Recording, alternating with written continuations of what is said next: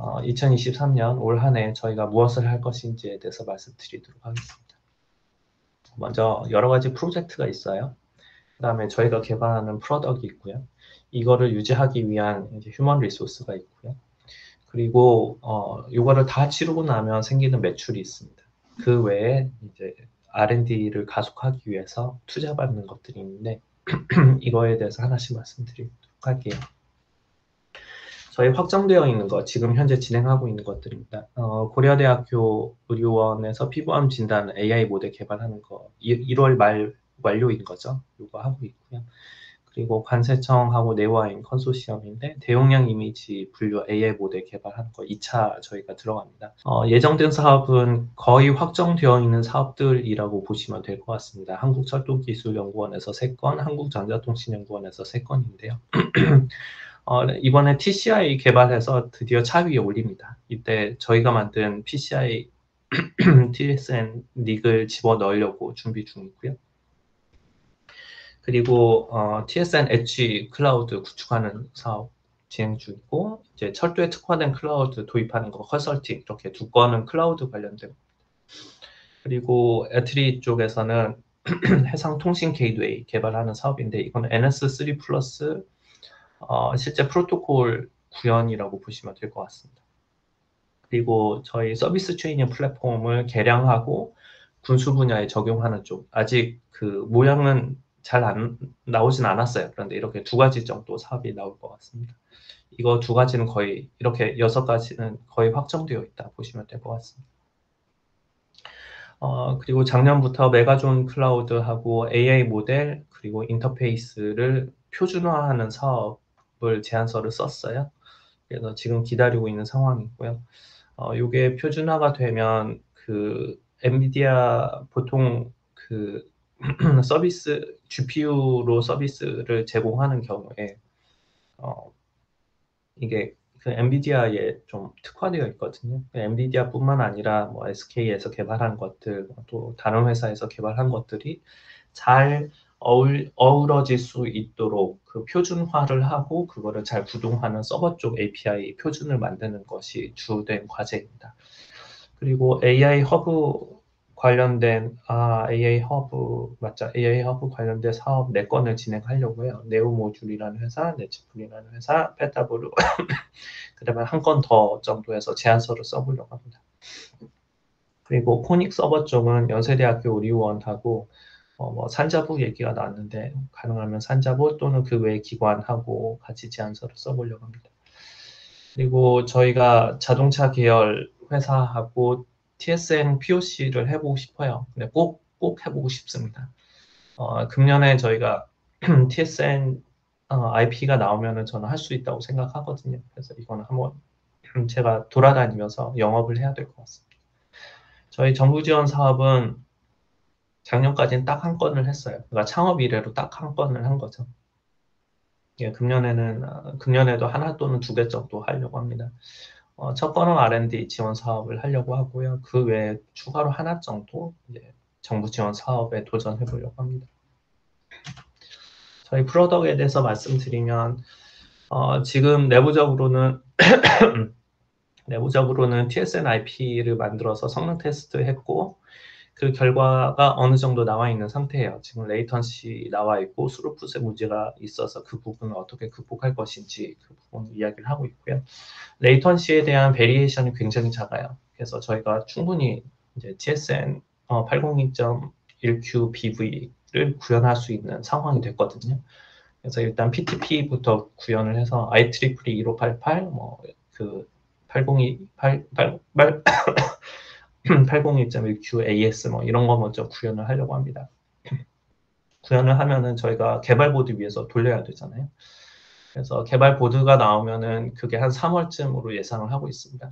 데모가 나오면은 철도기술연구원 또는 현대자동차 계열사에 제가 돌아다니면서 데모를 하려고 합니다. 영상 데모 또는 실제 RT 보드 또는 미마스 보드 가지고 다니면서 그 자리에서 배터리로 전원 넣어서 통신하는 거 보여주고 이렇게 하려고 해요. 그다음에 PCI 익스프레스 형태의 닉도 6월 정도 예상을 하고 있습니다. 이때는 완성품은 아닌 거고요. 돌아가는 버전이고 아마 6월에 시작하면은 9월 정도면 완성품이 나와서 저희가 실제 차량 위에 탑재를 할 수 있을 것 같습니다.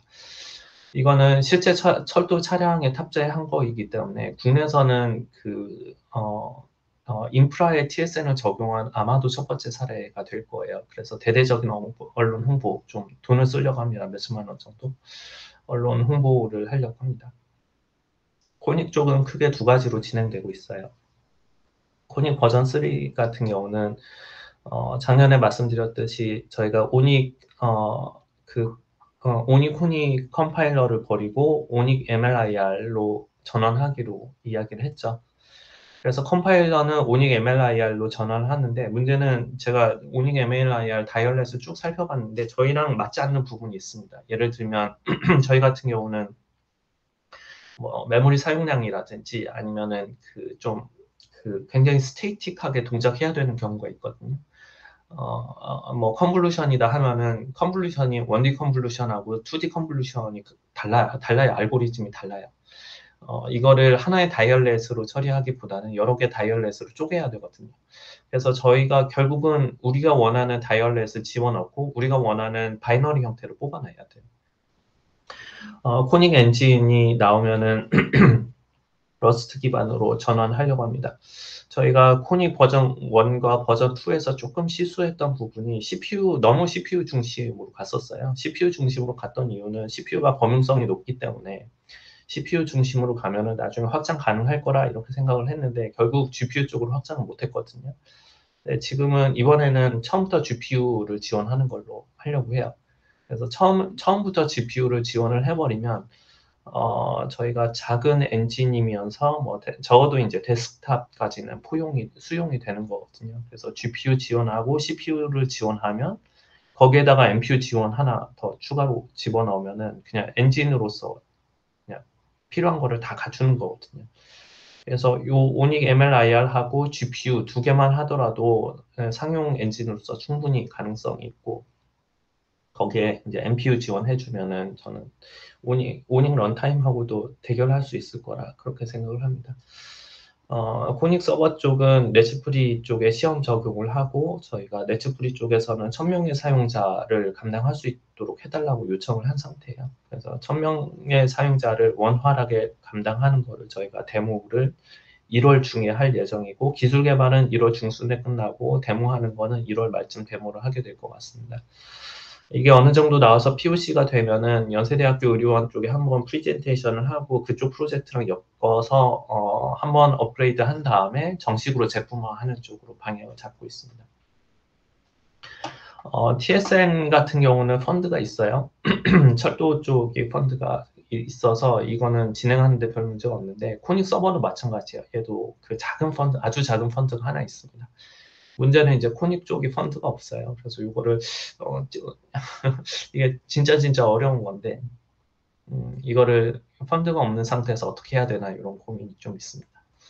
저희가 체노하고 패킷바이저는 둘 다 펀드가 있습니다. 이번에 에트리하고 하는 과제에서 두 개가 이쪽하고 연관이 되어 있거든요. 그래서 체노 고도화하고 UI 만들고 예쁘게 만들고 문서 만들고 이것만 하더라도 체노는 충분히 자기 역할을 할 수 있을 것 같고요. 체노하고 패킷바이저를 합치려고 해요. 그래서 이게 2019년부터 나왔던 얘기인데 RM 팀장님이랑 있을 때부터 아니죠. RM 팀장님이랑 2020년부터 얘기했던 거죠. 나왔던 얘기인데 패킷바이저를 러스트로 전환하려고 하거든요. 러스트로 전환하면서 DPDK 그다음에 리눅스에 있는 VPP를 어떻게 하면 한꺼번에 수용할 수 있을지에 대해서 좀 이야기를 나눠봤으면 좋겠습니다. 이거는 에트리 과제 시작하면은 그때 진행하는 건이어서 금년 3월 또는 3월 이후부터 고민해야 되는 건이고요. 코닉 서버는 순서가 그렇습니다. TSN이 가장 빨리 오고 이거 먼저 끝을 내야 되고 그 다음에 코닉 서버, 그 다음에 채널 패킷바이저 진행하고 아마도 코닉은 제일 뒤에 밀려서 진행이 될 것 같습니다.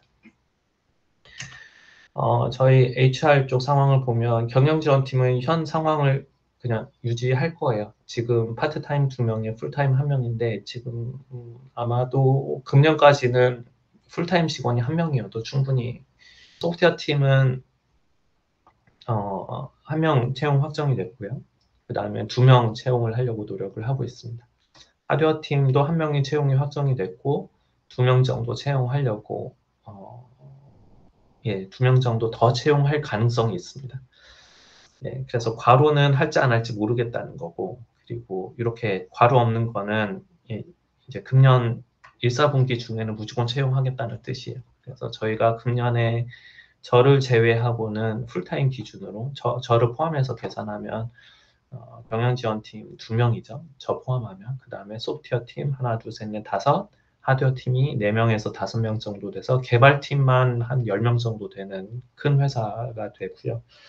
이게 회사가 그 20명일 때가 약간 분기점이에요. 10명 정도도 굉장히 중요한 분기점이고 20명 정도도 괜찮거든요. 회사 개발팀이 10명이 넘으면 그때부터 시너지가 나기 시작합니다. 같이 일하면서 시너지가 나는 상황입니다. 기대를 많이 하고 있습니다. 금년 예상 매출은 8억 원 정도 되는데 그래서 8억 원 정도 되면은 저희가 플러스 마이너스 0 정도 할 것 같고요. 8억 원 정도 되면 그 다음에 분명히 한 1, 2억 정도 더 매출이 나올 것 같아요. 왜냐하면 이게 저희가 확정되어 있는 것만 보면 앞에 있는 요만큼 확정되어 있거든요. 앞에 있는 크게 점 2개 요것만 해도 매출 5억이에요. 그러니까 5억 가지고 시작을 하는 거고 기타 등등 대충 하면 3억 나오고 잘하면 이제 한 2억 정도 더 하는 거예요. 그러면 10억 매출도 가능하거든요.